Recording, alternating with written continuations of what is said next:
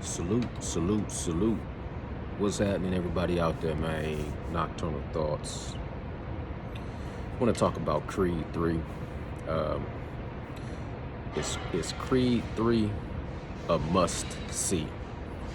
Or can you wait? Nowadays you can wait for any movie because, you know, that's just nowadays. It's usually streaming, the same day the movie come out or soonly thereafter, like a week after or whatever. But you can watch. It's not like back when we was kids. We had to wait a couple of years. If you couldn't go to the movies, you had to wait at least a minimum of a year before you would see that movie, if not longer than that, right? But anyways, I would say, being that this is a boxing channel, boxing fans, and it's a Creed movie, I would say it's a must see. You know what I'm saying? Shouts out to Michael B. Jordan for his first big production, putting that project on his back and um, putting together that story. To me, it did justice to the whole catalog of, from Rocky 1 all the way up to Creed 2. Um, what I want to say, Rocky, to me, Rocky, the recipe, not every single ingredient, but the main recipe is having a good story, having a good montage, and then the main fight at the end. As long as you can nail those three things, and every other thing could be, uh, you know, hit or miss. Like, to me, the Rocky movies, you're never going to appreciate a Rocky movie the first time you watch it. After part 3, or after part 4, the first time you ever see 1, 2, and 3 and 4, you fall in love with them instantly. Especially 3 and 4. It depends on how old you are. I love Rocky part 1 through part 4 when I just the first time I ever seen it, period. But I didn't appreciate part 2 until I got older. Then I liked 2 more than I liked 1. Then I liked 3 more than I liked 1 and 2. And then 4. I think where they dropped the ball at a little bit was with Rocky 5. But I probably didn't watch that just as many times as I watched the rest of them. With Tommy Guns. That, to me, uh, I would say Tommy Guns, the Rocky 5, and then the Balboa when he came back and he fought Antonio Tarver. To me, those were the ones that always felt like the not as good as the rest of them, but still, I don't watch those just as many times because they still got the great montages, a great story, and a good fight at the end. You know what I'm saying? Now, with not Apollo, with Creed 3, Adonis, honestly, I felt like the montage could have been a little bit better. And I felt like the ending fight, the last battle, could have been a little bit better. If I had to really nitpick, and break it. But at the same time, you only watch it one time. That's probably I could watch that movie. Multiple times, even in a day. Like, I'm the type of person, like, I'm busy. I never just sit down and just watch a movie. Usually, not on my day to day. But if it's on, like, on Netflix or Hulu or whatever, I can click on it before I fall asleep. When I wake up, I click back on it. When I'm doing my little around the house, busy doing this, doing that, click on it, and I can watch that whole movie and pretty much watch the entire movie in a day's course. And if it's a really good movie, I can do that several days in a row. That's me. So that's one of those movies. Creed 3 is just an easy watch, and I could watch it and enjoy watching it. Like Black Panther. I can watch that movie pretty much from any part. It don't matter. It don't have to be from the beginning. It don't have to be at a certain part for me to just stop and watch it. I can watch Black Panther from any single part of that movie and watch it throughout the day. So this movie kind of gave me that same feeling. Like it's just one of those movies that was kind of easy to watch just because of the visuals.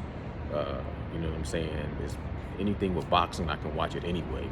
So the the the the other factor you gotta have for a successful Balboa, Rocky movie, Creed movie is the villain. The villain has to be right ever since part three. Because Clubber Lang, he took that villain level to the next level. Because in part one and part two, it really wasn't no villain. It was Apollo versus Rocky, and neither one of those was really the bad guy. If anything, if anybody was the antagonist, it was kind of Apollo in part two, because he felt like he won. He felt like in that first fight, he didn't win, and his fans was hating on him. So that second fight, he was going hard at calling Rocky out. Part one, Creed was just giving a underdog a shot, a nobody. Just picked a name out of the hat. You know what I'm saying? Part two, Apollo had to be a little bit more of the bad guy. You know what I'm saying? But part three, you had Clubber Lang. I say Clubber Lang. I will always say Clubber Lang, but Clubber Lang, Mr. T, he took that villain to the level of, from this point on, we gotta have a villain that's suitable for these movies. Then you had Ivan Drago, who was just, you know what I'm saying, anything he hits, he destroys. And then you had Tommy Guns, you know what I'm saying? And Antonio Tarver.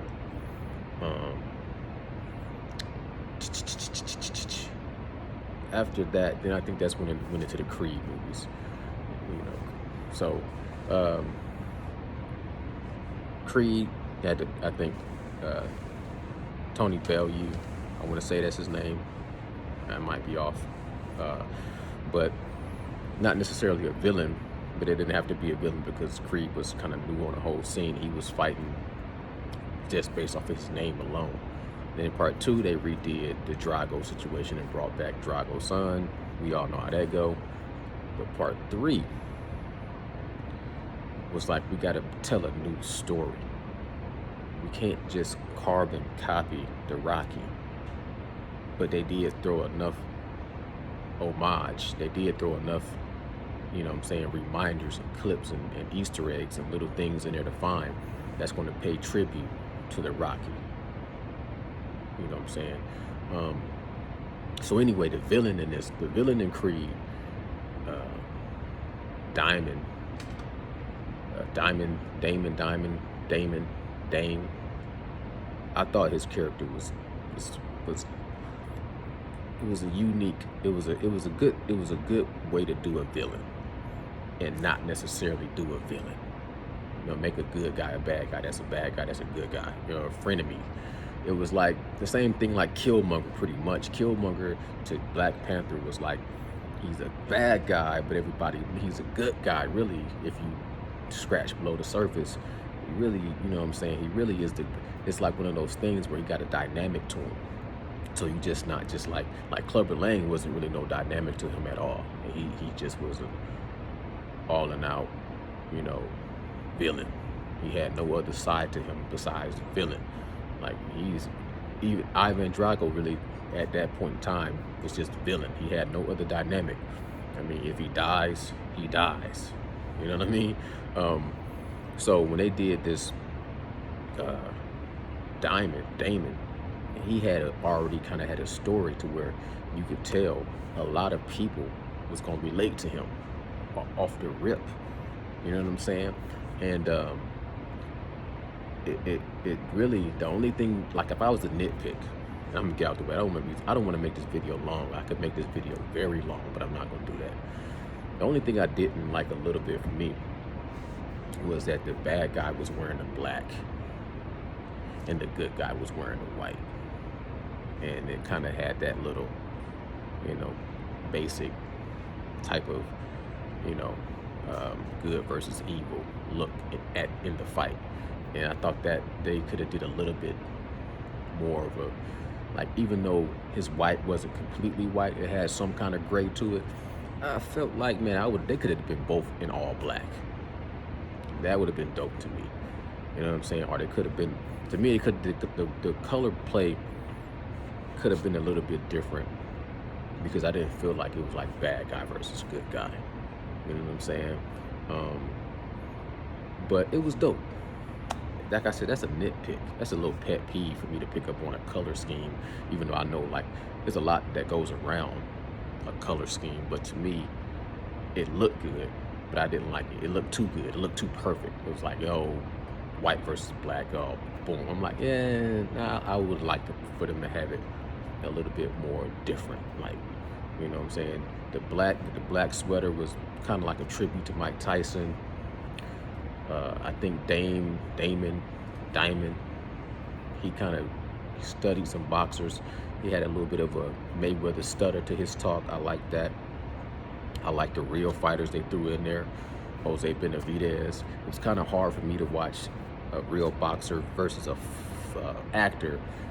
I had to make sure my mind was in the right spot to be like, this is a movie, and in a movie, this dude can whoop this dude's ass, but in real life, you know, we already know how that goes, especially when the actor is dieseled up and jacked up, and then a real life boxer just got a regular basic tone to him. You don't look like he really like athletic, even though we know that Jose Benavidez is legit. You know, he ain't prime. He passed it. He in his twilight years, he took a shot in his leg. He then got knocked out by Terrence Bud Crawford. He just got beat, I think, by Danny Garcia. But still, we know in real life that dude in a boxing match would destroy Dame, whatever that dude's name was. The Mid Queen was in there. I like to see the Mid Queen. Stitch was in there. Yeah, I think he was in part 1 and 2, but Stitch was in there. I like to see that. Who else? Terrence Bud Crawford. Terrence Bud Crawford been making some moves. He was all over the place when he was trying to get that fight off the ground with BLK Prime and David Avanesian. And after that, to me, he's still been making some moves. Like I've seen him, he's been in the little video games. I've seen him doing like short video clips with the Mid Queen doing pad work. Now he's in this movie. He was like the sparring partner for Adonis. He had a few little words here and there, you know what I'm saying, watch the jab, and showed him hitting the heavy bag and saying a few things about how Adonis Creed always had his back and look out for boxers and stuff like that, because Adonis was putting on a promoter hat. He was retired for 3 years. That's another thing too. You had an older guy that's been in jail for 15 years or whatever, 15, 16, 17 years, and he get out and he beats a champion. I don't know why they made them heavyweights, because none of them guys look like heavyweights, but he beats a champion, right? And then he fights a retired champion who's been retired for 3 years. In real life, to me, that would be a hard sell for me to think that fight would be very entertaining, one way or another way. But in the movie, it was okay. I seen in real life other boxers like Sugar Ray Leonard retire for like 3-4 years and come back and fight. Marvelous Marvin Hagler. We've seen Muhammad Ali have to sit out for a couple of years and come back and fight. Joe Frazier. We've seen Mayweather had to sit down for a couple of years and come back and fight Marquez. So I've seen professional boxers take time off and come back and have great. George Foreman sat down for a very long time and came back and fight and beat Michael Moore, becoming one of the oldest champions. But to see a guy sit out for 3 years, it's like over 1,000 days, like 1,095 days, 3 years, 365, and to come back and fight and do 12 rounds with a guy coming right off of a victory against a champion. They could have did that ending any kind of way they wanted to, but I felt like the ending scene the fight of the ending could have been a little bit better. The ending of the movie was great. I liked the ending of the movie. It wasn't cakey, it wasn't cheesy, it wasn't, you know what I'm saying, real fugazi. They was cool, they wasn't like best friends again. I liked how they did that, and I liked how they ended the fight, or how they ended the movie with him and his wife and his daughter in the middle of the ring playing around, having a family moment. But the actual fight itself, the ending, I would like to see the unedited version, but I felt like the actual ending fight scene could have had a little bit more spice to it and would have made that perfect. But I did like the fact that he did get knocked down from a body shot. That made sense. And it did make sense for him to see that little bit of opening and, you know what I'm saying, slip that punch in, you know what I'm saying, like thread it through and then follow up with a big punch to knock him out. The final punch that knocked him out looked good. The whole fight scene, it was certain things they did that was dope. I don't want to hold y'all long. It's already been past 15 minutes. I'm gone. Nocturnal Thoughts. Salute, salute, salute. Bow.